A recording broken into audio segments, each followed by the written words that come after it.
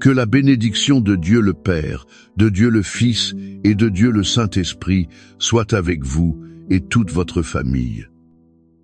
Que la paix du Seigneur, qui surpasse toute intelligence, inonde votre cœur et votre foyer en ce moment précis.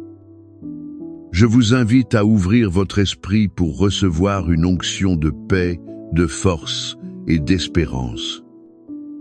Imaginez maintenant que Dieu lui-même étende sur vous et sur chaque membre de votre famille un manteau. C'est un manteau de paix et de protection. Sentez la chaleur de sa présence. Sentez la sécurité d'être sous la protection du Très-Haut. Nous déclarons que votre maison devient maintenant un sanctuaire. C'est un espace sacré où la présence du Saint-Esprit habite. Nous plaçons sur votre famille un sceau de protection divine. C'est un signe de l'amour de Dieu qui éloigne tout mal et toute perturbation.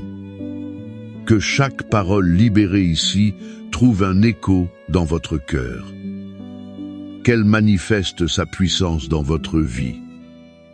Préparez-vous, car le ciel agit en faveur de votre famille aujourd'hui. Maintenant, ensemble, dans l'unité de la foi, levons-nous en autorité spirituelle. Ce n'est pas un moment de peur, mais d'audace dans l'esprit. Nous nous unissons comme un seul corps en Christ. Au nom puissant qui est au-dessus de tout nom, le nom de Jésus, nous nous positionnons en faveur de nos familles. Nous déclarons que votre famille est l'héritage du Seigneur. L'ennemi n'y a ni part ni lot. Par l'autorité qui nous a été donnée en Christ Jésus, nous nous levons. Nous nous dressons contre toute principauté et puissance qui ose s'élever contre votre foyer. Nous réprimandons et brisons tout esprit de division. Nous réprimandons aussi toute querelle, toute dispute et tout manque de pardon semant la discorde parmi les vôtres. Au nom de Jésus, nous brisons toutes les forteresses de ressentiment, d'amertume et d'orgueil. Nous proclamons que l'amour de Dieu, qui unit parfaitement toutes choses, est le lien. C'est ce lien qui prévaut dans votre maison. Nous ordonnons que tout esprit de rébellion, de désobéissance et d'éloignement, tout ce qui attaque nos enfants soit maintenant maîtrisé et expulsé au nom de Jésus. Nous couvrons l'esprit, le cœur et la vie de nos enfants avec le sang précieux de l'agneau.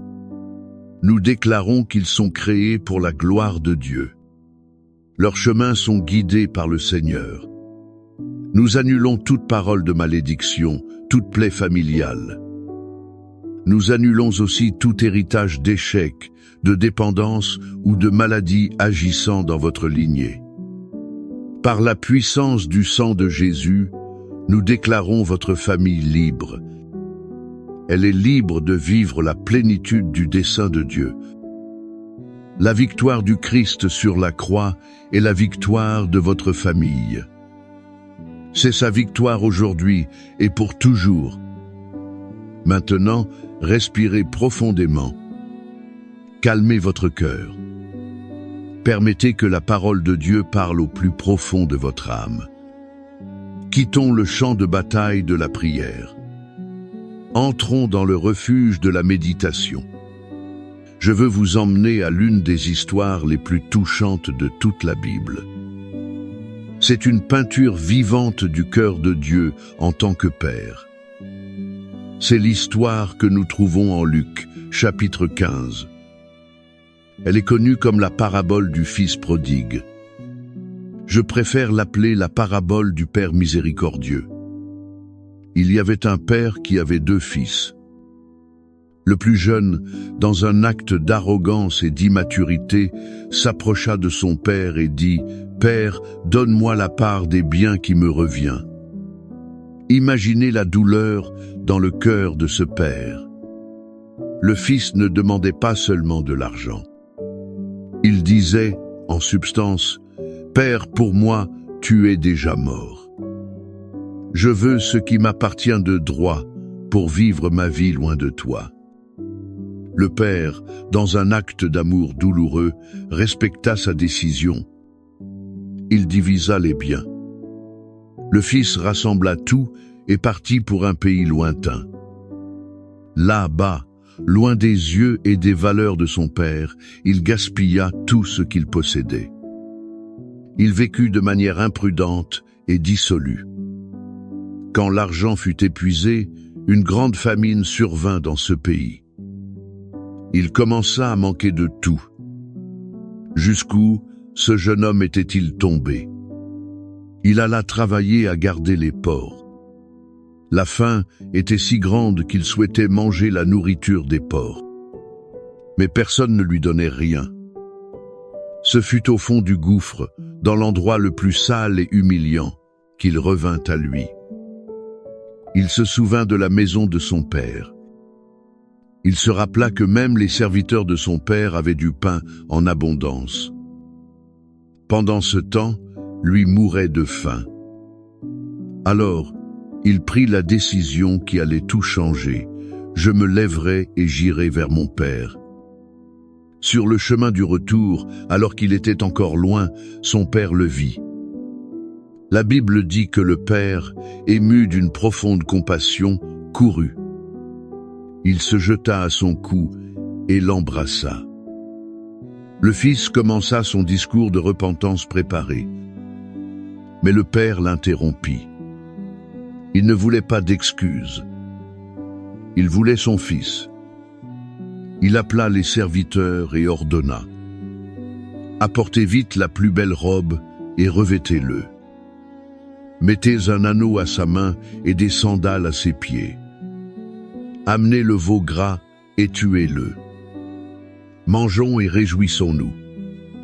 Car mon fils que voici était mort et il est revenu à la vie. Il était perdu et il est retrouvé. Et ils commencèrent à se réjouir. Cette histoire, chère famille, est un miroir de notre propre parcours. C'est aussi un miroir du cœur de Dieu envers nos familles. Et d'elles, nous tirons des leçons. Elles sont un baume pour nos blessures. La première leçon est que l'amour de Dieu n'abandonne jamais. Ce père n'a jamais cessé de regarder la route. Il attendait son fils. Il n'est pas allé le chercher, car il a respecté sa décision. Mais son cœur n'a jamais cessé de battre. Ses yeux n'ont jamais cessé de scruter l'horizon. Vous, qui êtes père ou mère et pleurez un enfant égaré, vous qui avez pris de mauvaises décisions, comprenez ceci. L'amour de Dieu, reflété dans votre amour parental, est une force magnétique. Continuez à aimer, à prier, à surveiller la route, car l'amour est l'atmosphère qui rend le retour possible. L'amour du Père céleste ne repose pas sur notre mérite. Il repose sur sa nature. Il aime simplement. La deuxième leçon est qu'il y a toujours un chemin de retour. Peu importe jusqu'où un membre de votre famille est allé. Peu importe à quel point il se sent sale. Peu importe à quel point il se juge indigne. Le chemin du retour vers la maison du Père est toujours ouvert. Pour le couple qui pense que le mariage est fini. Pour les frères et sœurs qui ne se parlent plus depuis des années. Pour le fils qui s'est enfoncé dans les addictions, le message de l'Évangile est « Revenez à vous-même. Souvenez-vous de qui vous êtes et d'où vous venez. Il y a une maison, un foyer, des bras ouverts qui vous attendent. Le chemin du retour commence par un pas de repentance. C'est une décision de se lever de la porcherie de l'apitoiement et du péché. C'est aussi une décision de marcher vers le Père. Et il n'attendra pas les bras croisés. Il courra à votre rencontre. N'est-ce pas l'attitude que nous devons avoir dans nos propres foyers? une promptitude à courir à la rencontre de l'autre, plutôt que d'attendre qu'il rampe. La troisième et plus puissante leçon est le pouvoir de la restauration par le pardon. Le Père n'a pas dit « Je te pardonne, mais tu seras mon serviteur pendant 1 an ». Non. Il l'a restauré à la position de fils. Il lui a rendu tous ses droits et honneurs. La nouvelle robe, l'anneau d'autorité, les sandales de la liberté et la fête de la joie. C'est ainsi que la vraie guérison se produit dans la famille. Le pardon qui n'efface pas seulement l'offense. Il célèbre aussi la réconciliation. Combien de nos familles sont piégées dans un limbo? Les gens ont pardonné, mais continuent de traiter l'offenseur avec méfiance et distance. Ce n'est pas une restauration. La restauration est la fête. C'est la joie de retrouver l'autre entièrement. Êtes-vous prêt à donner la meilleure robe, l'anneau et les sandales à celui qui vous a blessé? Ou le voyez-vous encore avec les vêtements sales du passé? L'image de ce Père courant pour protéger, accueillir et restaurer son Fils. Cela nous mène directement au bras protecteur des psaumes. Le Père que nous voyons en Luc 15 est le même Dieu.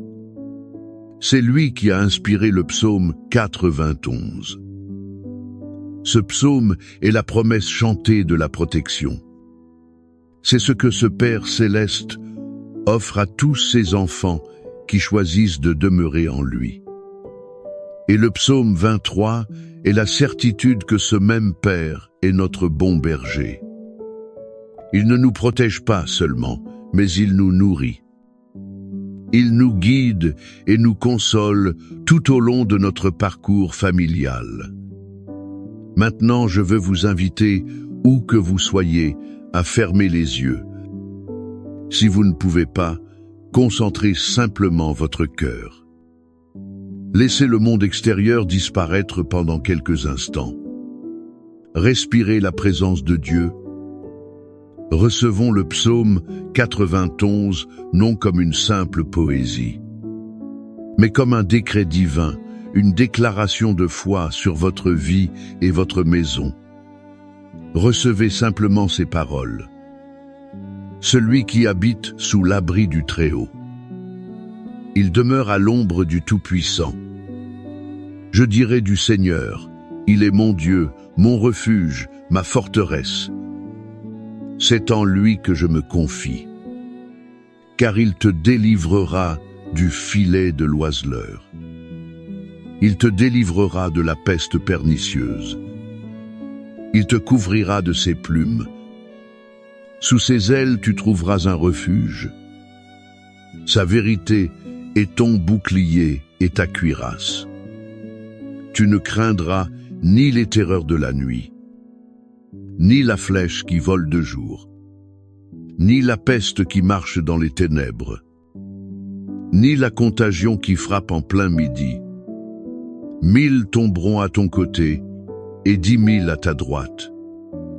Mais cela ne t'atteindra pas. De tes yeux seulement tu regarderas. Tu verras la rétribution des méchants. Car toi, Éternel, tu es mon refuge. Tu as fait du Très-Haut ta demeure. Aucun mal ne t'arrivera.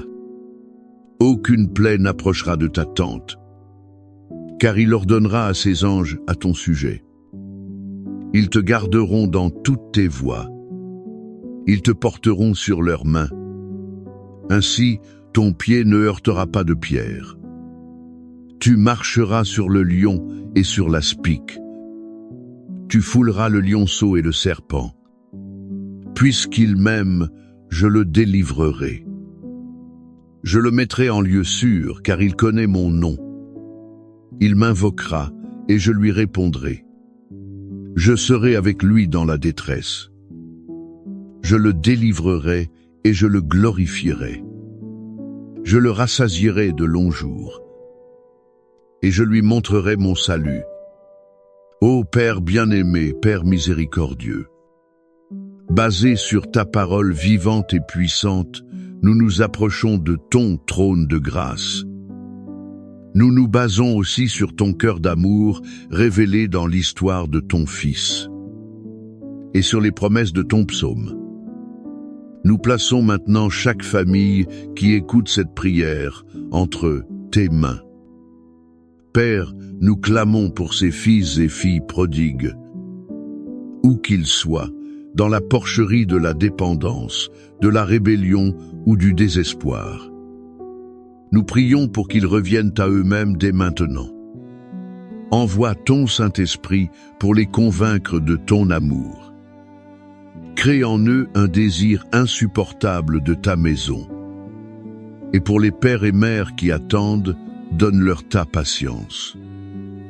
Donne-leur ta compassion et un cœur prêt à courir et à embrasser, sans accusation. Seigneur, nous prions pour la guérison et la restauration des mariages. Là où l'amour s'est refroidi et la communication a été brisée, nous demandons que le Seigneur souffle un vent nouveau de réconciliation et de pardon. Que les couples se souviennent de l'amour qui les a unis. Qu'ils choisissent de pardonner comme le Seigneur les a pardonnés. Que chaque foyer soit un reflet de ton alliance d'amour. Nous intercédons pour la paix et l'harmonie entre les membres de la famille. Guéris les blessures entre parents et enfants, entre frères et sœurs. Guéris aussi entre beaux-parents et belles-filles. Brise les barrières d'orgueil. Construis des ponts de dialogue et d'affection. Conformément à la promesse de ton psaume 23, nous déclarons: Le Seigneur est le berger de chaque famille, et rien ne leur manquera. Nous clamons pour ta provision financière sur chaque foyer. Ouvre les portes de l'emploi. Multiplie les ressources. Enseigne-nous à être de bons intendants de tes bénédictions. Finalement, Père, nous libérons ta guérison. Là où il y a une maladie dans le corps, que ta vertu de guérison coule maintenant. Là où il y a anxiété, dépression et tourment dans l'âme, que ta paix, qui surpasse toute intelligence, vienne et règne. Que chaque membre de chaque famille soit saint de corps, d'âme et d'esprit. En ce moment de foi, je vous invite à écrire dans les commentaires le nom de votre famille ou le nom du membre de la famille qui a le plus besoin de notre intercession. Créons ici une puissante chaîne de prière les uns pour les autres. Nous croyons que lorsque nous sommes d'accord ici sur terre, les cieux agissent en notre faveur. Recevez maintenant la bénédiction finale. Que l'amour de Dieu le Père, qui n'abandonne jamais, vous enveloppe. Que la grâce du Fils Jésus, qui vous restaure et vous donne de nouveaux vêtements, vous couvre. Et que la communion et la consolation du Saint-Esprit remplissent chaque recoin de votre maison. Qu'elle remplisse aussi chaque espace de votre cœur. Que la protection du Très-Haut soit sur votre vie. Qu'elle soit un mur de feu autour de vous. Que la paix du Seigneur règne dans votre famille, aujourd'hui et pour toujours. Et que tout le peuple de Dieu, qui croit en ces vérités, dise avec foi et conviction: Amen.